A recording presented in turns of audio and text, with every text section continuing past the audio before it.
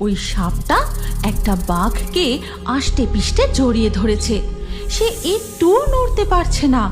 সুযোগ পেতেই আরেকটি বাঘ ভয়ে সেখান থেকে দৌড়ে পালিয়ে যায়।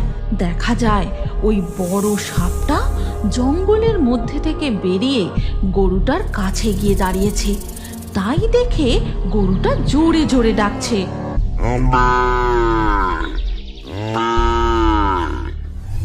আজ থেকে বহু বছর আগেকার কথা। সুন্দরবনের গভীর জঙ্গলে বাসা বাঁধে এক বিশাল আকৃতির সাপ। সাপটি যেমন বড় তেমনই ভয়ঙ্কর। গভীর জঙ্গলের মধ্যে সে নিঃশব্দে শিকার করে। ভয়ে তার এলাকায় বাঘ পর্যন্ত যেতে সাহস পায় না।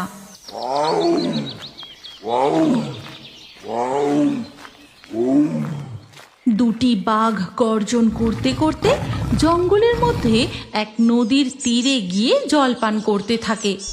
এমন সময় নিঃশব্দে সেই বিশাল আকৃতির সাপটা বাঘ দুটির কাছে চলে আসে।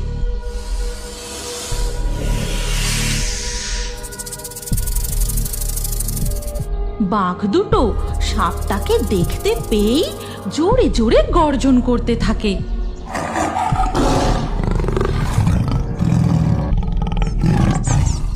এমন সময় সেই নদীপথে নৌকা নিয়ে মাছ ধরে বাড়ি ফিরছিল গদাই জেলে ও তার স্ত্রী।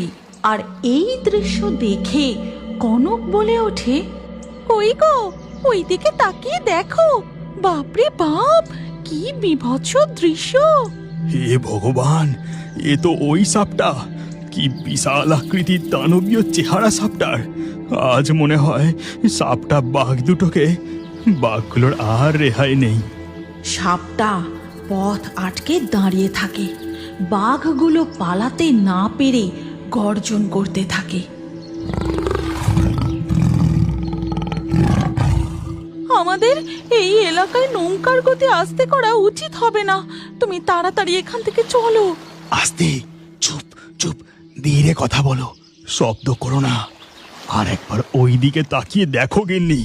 কনক তাকিয়ে দেখে ওই সাপটা একটা বাঘকে আষ্টে পিষ্টে জড়িয়ে ধরেছে। সে একটুও নড়তে পারছে না। সুযোগ পেতেই আরেকটি বাঘ ভয়ে সেখান থেকে দৌড়ে পালিয়ে যায়। বাঘটার ভাগ্যে যা লেখা ছিল তা হয়ে গেছে। আমাদের একটুও শব্দ করলে চলবে না। নিঃশব্দে এখান থেকে নৌকা নিয়ে এগোতে হবে। সুন্দরবনের গ্রামবাসীরা ওই ভয়ঙ্কর সাপের ভয়ে জঙ্গলে যাওয়াই বন্ধ করে দিয়ে